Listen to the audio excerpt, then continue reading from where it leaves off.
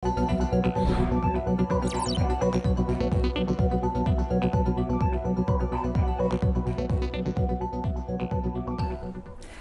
berib borayotganimizdek, O'zbekiston Respublikasi Prezidenti Shavkat Mirziyoyev hududlarni kompleks rivojlantirish bo'yicha olib borilayotgan ishlar, yangi loyihalar bilan tanishish va xalq bilan muloqot qilish maqsadida Navoiy viloyatiga tashrif buyurdi. Davlatimiz rahbari viloyatga tashrifini Marmarobod davlat unitar korxonasida olib borilayotgan ishlar bilan tanishishdan boshladi. Bu yerda prezidentimizga ishlab chiqarish quvvatining imkoniyatlari haqida ma'lumotlar berildi. Marmar granit xarsanglarini qazib olish va qayta ishlashga mo'ljallangan mazkur korxona joriy yilning birinchi choragida ish boshlashi bilan ko'plab mahalliy aholi bandligi ta'minlanadi. Eng muhimi, ular zamonaviy texnologiyalarda ishlash sirlarini yaxshi o'zlashtirishmoqda. Yillik quvvati 30 ming kub toshni qazib olish va qayta ishlashga mo'ljallangan korxonada mahsulot sifatini yuzasidan prezidentimiz o'z tavsiyalarini berdi. Obyekt qurilishiga salkam 5 milliard so'm, uskunalar bilan jihozlashga esa 655 ming dollardan ko'proq mablag' sarflangan. Olib borilayotgan izlanishlar jarayoni korxonaning eksport ko'rsatkichlari oshishini ko'rsatmoqda. Mahsulot ishlab chiqarishni yiliga 3 million kvadrat metrga yetkazish, ularning turlarini ko'paytirish va eksportga yo'naltirish ko'zda tutilgan. Buning natijasida yillik ishlab chiqarish hajmi 250 milliard so'm, eksport hajmi 10 million dollarga yetkazishi nazarda tutilyapti. Davlatimiz rahbari korxona mahsulotlarini ko'zdan kechirayotgan ularni jahondagi muqobillardan qolishmasligini ta'kidladi. Samarali texnologiyalarni qo'llash, transport xarajatlarini arzonlashtirish hisobiga mahsulot tan narxini kamaytirish, shu orqali tashqi bozorga chiqish bo'yicha topshiriqlar berdi. Prezidentimiz mazkur hudud infratuzilmasi va sanoatini rivojlantirish uchun bu yerga temir yo'l olib kelish taklifini bildirdi. Shu yerning o'zida G'ozg'on shaharchasini rivojlantirish, shaharcha bosh reja loyihasi va qurilish materiallari sanoatining istiqbolli loyihalari ham taqdim etildi. Davlatimiz rahbari Nurota tumanidagi Chashma tarixiy majmuasini borib ko'rdi. Xalq orasida mo'jizaviy baliqlar bilan mashhur buloq Chashma atrofida bunyod bo'lgan majmuada Chilistun Jomi masjidi, Panjob qudug'i, Panjvaqta masjidi, Shayx Abul Husan Nuriy maqbarasi hamda Nur qal'asi joylashgan. Ushbu obidalarning tarixiy ahamiyatini inobatga olib, mahalliy va xorijiy ziyoratchilar uchun qulaylik yaratish maqsadida me'moriy kompleksi rekonstruksiya va ta'mirlash ishlari olib borildi. Majmua yaqinda 9 milliard so'm mablag' evaziga 50 o'rinli mehmonxona foydalanishga topshirildi. Davlatimiz rahbari majmuada olib borilgan bunyodkorlik ishlari va so'nggi o'zgarishlarni ko'zdan kechirdi. Navoiy viloyatida ziyorat turizmini yanada rivojlantirish bo'yicha ko'rsatma va tavsiyalarni berdi. Chashma tarixiy majmuasida davlatimiz rahbari Nurota tumanining bosh rejasi bilan tanishdi.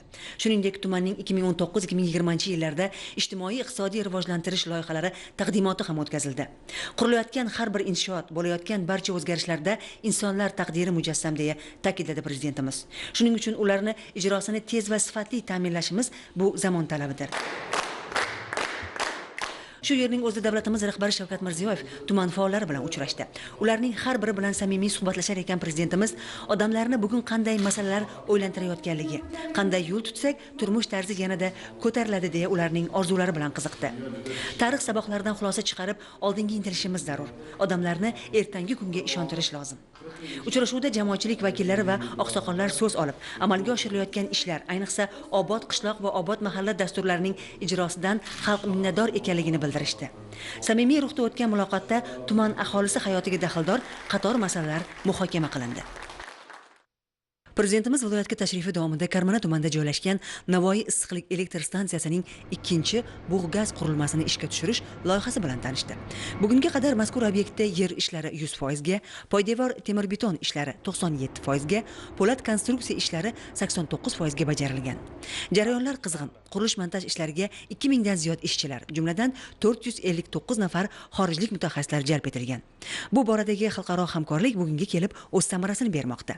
Prezidentimiz bu yerda qurilishni sifatli bajarish masalasiga alohida e'tibor qaratdi.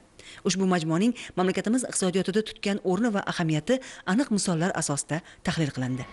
Majmuaning yiliga 450 megawatt elektr va 200 gigakaloriya issiqlik ishlab chiqarishni hisobga olsak, u hudud iqtisodiy ko'rsatkichlarini ko'tarishga xizmat qiladi. Loyihaning umumiy qiymati 547 million dollardan ziyod bo'lib, yaratilgan yangi ish o'rinlari 112 ta. Bu kabi yirik quvvatlarning faoliyat boshlashi viloyatda aholi turmush darajasini yaxshilash, infratuzilmasini takomillashtirishga zamin yaratadi deya ta'kidlab o'tildi. Prezidentimiz tashrif buyurgan navbatdagi manzil Export Fish mas'uliyati cheklangan jamiyati bo'ldi. Bu yerda davlatimiz rahbari intensiv baliq yetishtirish markazi faoliyatini ko'zdan kechirdi. Bu yerda yopiq suv havzasi usulida baliq yetishtiriladi. Ularning turlarini ko'paytirish, qayta ishlash borasida ham zarur tavsiyalar berildi. Korxona yiliga aholi dasturxoniga 1000 tonna baliq yetkazib berish imkoniga ega. O'tgan yilning dekabrida faoliyati yo'lga qo'yilgan maskanda 50 nafar odam ish bilan band. Qurilish bunyodkorlik ishlariga 15 milliard so'm mablag' sarflandi. Viloyatda sanoat va qishloq xo'jaligi rivojiga qaratilgan dasturlar ko'p. Ular orasida 2019-2020 yillarda amalga oshiriladigan investitsiya loyihalarining samarasi hamda har bir oila tadbirkor dasturi taqdimotida jarayonning foydali jihatlari tushuntirib berildi. Bundan tashqari prezidentimiz viloyatda chorvachilikni rivojlantirish istiqbollariga oid o'ziga xos tajriba bilan tanishdi. Aholining go'sht va shu turdagi mahsulotlarga bo'lgan talabini qondirish, bu borada parrandachilikni hamda tuya, qo'y, echki kabi jonivorlarni sermahsul turlarini ko'paytirish yo'lida olib borilgan izlanishlar natijalari va kelgusidagi imkoniyatlar ko'rib chiqildi. Prezidentimizning Navoiy viloyatiga tashrifi davom etmoqda. Voqea